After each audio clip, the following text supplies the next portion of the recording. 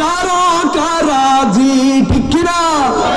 শুনো মানো জানো কেমন আমার নবীজি, যাহার পাগল চন্দ্র সূর্য তারকারাজি। বাবা আর শুনবানি শুনেনি কাহিনী, জান্নাতের রুমে রুমে লেখা নবীর নাম। বলুন রহমতে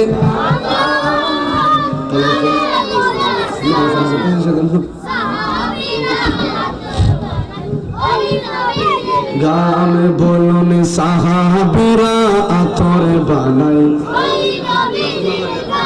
উস্তনে খান্না নাই একটা খেজুর গাছের নাম, যাতে বসে খুতবা দিতেন রাসূল আকরাম। সুবহানাল্লাহ বলেন। আমার নবী কেমন নবী, একটা মরা খেজুর গাছের সাথে হেলাম দিয়ে রহমাতুল লিল আলামিন খুতবা দিয়েছেন।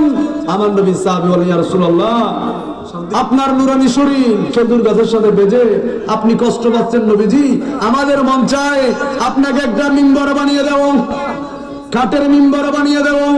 আমার নবী বলছেন, ঠিক আছে, অসুবিধা কি, বানিয়ে দাও না।